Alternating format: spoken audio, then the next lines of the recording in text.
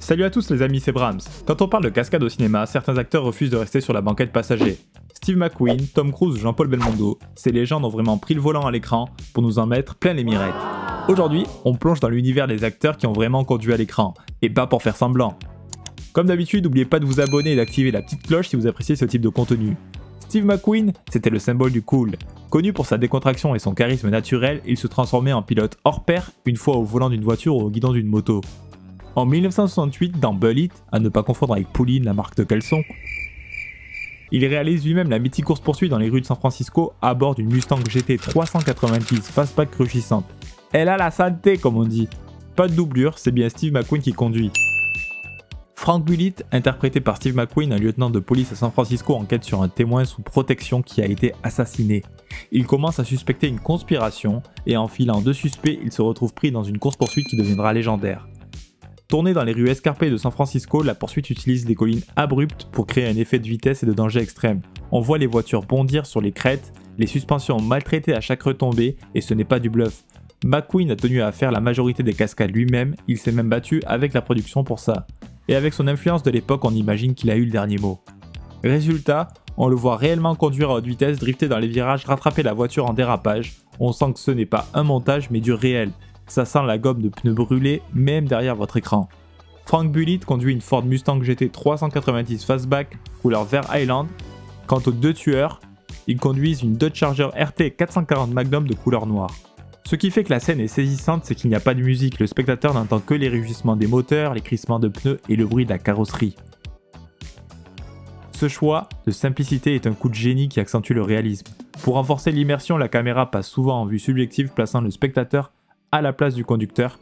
Cette séquence a redéfini le genre de la course-poursuite au cinéma. Mais McQueen ne s'est pas arrêté là. En 1971, il réalise son rêve avec Le Mans, un film centré sur les 24 heures du Mans où il conduit une Porsche 917 à plus de 300 km/h. Il voulait capter l'essence même de la course, c'est un film quasi documentaire et encore une fois, aucune doublure derrière le volant.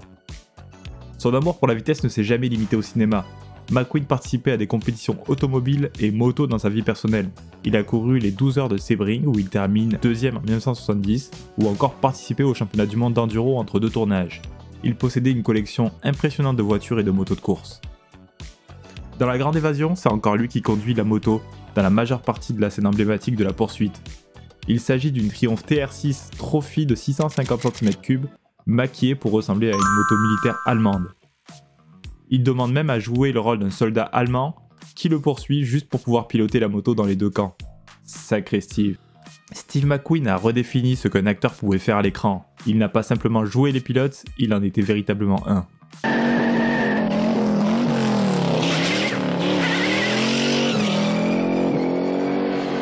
Passons maintenant à Tom Cruise. Les mauvaises langues diront que Tom Cruise n'a pas besoin de voiture ou de moto tant il passe son temps à courir dans ses films. Ah, ce sera pas suffisant. Ah, ça revient fort, elle revient fort. Ouais, mais... la Britannique est en train de craquer. Alors peut-être. La Britannique est en train de craquer, Patrick. À Hollywood, c'est le maniaque du réalisme. Il court, il saute, il grimpe et surtout, il conduit. Si vous pensez que ces scènes de poursuite sont faites en studio ou avec des doublures, vous vous trompez complètement. Prenons Mission Impossible Fallout. Paris, pleine circulation. Tom Cruise fonce sa moto à contresens autour de l'Arc de Triomphe, pas de casque, pas de doublure. C'est bien lui, il a répété la scène des dizaines de fois pour maîtriser chaque geste. Et ce n'est pas un simple aller-retour. Il slalome entre les voitures avec une caméra fixée à l'avant, aucun trucage n'est réalisé. Et ce n'est qu'un exemple. Tom Cruise pousse le réalisme encore plus loin, il a passé des heures d'entraînement intensif pour conduire en drift dans Jack Reacher, piloter une voiture de course dans Days of Thunder, ou faire une course-poursuite ultra tendue dans Collateral. Mais le sommet de la démesure, c'est Top Gun Maverick. Pas seulement un hommage aux années 80, Cruise y vole vraiment dans un avion de chasse, il a entraîné ses costards et organisé un programme d'entraînement militaire en gérant lui-même la logistique des caméras en cockpit. Et pour info, à 60 ans, il subit jusqu'à 8G dans certaines manœuvres. Tom Cruise ne joue pas un héros d'action, il en est un. Pour lui, c'est simple, plus la scène est risquée, plus il veut la faire lui-même. Parce qu'il sait que ça se ressent à l'écran. Comme McQueen avant lui, Cruise maîtrise l'art de la vitesse, mais il y ajoute une rigueur quasi militaire, un perfectionnisme fou.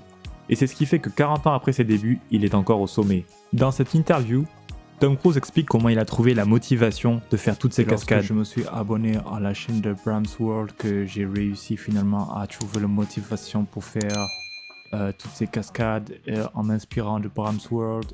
Et n'oubliez pas de m'abonner bien sûr.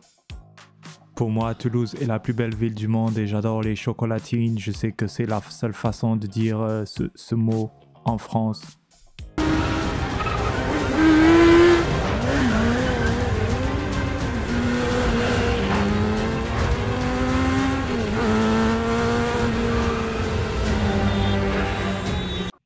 Passons maintenant au troisième et dernier acteur de la série qui n'est rien d'autre qu'une fierté dans notre beau pays.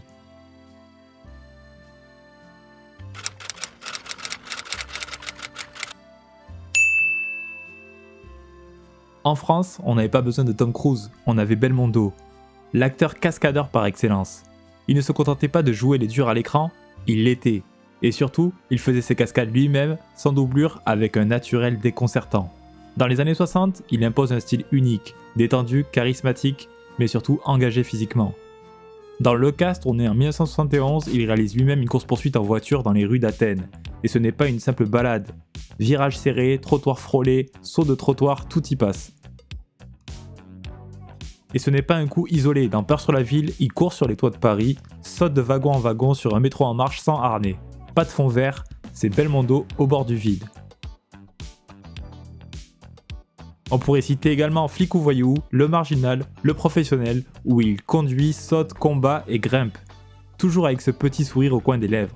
Il incarne une époque où l'on voulait du vrai à l'écran et il était prêt à prendre des risques pour ça. Mais attention, Belmondo n'était pas fou. Il était précis, il répétait ses cascades avec rigueur, il avait le sens du timing, du danger et de l'élégance. Et c'est ce mélange qui fait que ces scènes d'action ont marqué des générations. Derrière chaque cascade de Belmondo, il y avait un homme de l'ombre, ou plutôt un homme de choc, Rémi Julien. Cascadeur, pilote, coordinateur hors pair, il a été le complice indispensable de Bébel dans ses plus grands films d'action. Leur collaboration démarre dans les années 70 et devient vite une alliance d'excellence. Julien ne créait pas juste des cascades, il les pensait pour Belmondo. Il savait ce que l'acteur pouvait faire, jusqu'où il voulait aller et surtout ce qu'il refusait de déléguer. Rémi Julien est l'homme derrière les poursuites de Le Casse, les cascades de L'As des As, les voitures qui volent dans Le Marginal, et quand Belmondo voulait un saut, un carambolage ou un défi, Julien faisait en sorte que ce soit possible, spectaculaire, mais surtout sécurisé pour Belmondo. Ce duo, c'était un modèle de respect mutuel. Julien admirait la bravoure de Belmondo, sa capacité à faire 10 prises d'une cascade sans broncher, et Belmondo, lui, faisait entièrement confiance à l'œil et à l'expérience de Julien. Ensemble, ils ont élevé le cinéma d'action français à un niveau rarement égalé. Rémi Julien disait « Avec Jean-Paul, on se comprenait sans se parler, je savais ce qu'il allait faire et il savait que j'allais le protéger. » Une relation d'homme à homme, d'artiste à technicien qui a marqué le 7e art, et surtout une alchimie qu'on ressent encore aujourd'hui à chaque cascade signée Bébel. En France, il a été notre Bébel et bien plus, une légende populaire, à la fois acteur, athlète et cascadeur par conviction, Jean-Paul Belmondo c'était le cinéma sans filet. C'était Bram's World les amis, merci d'avoir visionné cette vidéo. N'oubliez pas de vous abonner et de lâcher un like comme d'hab. Et moi je vous dis ciao ciao.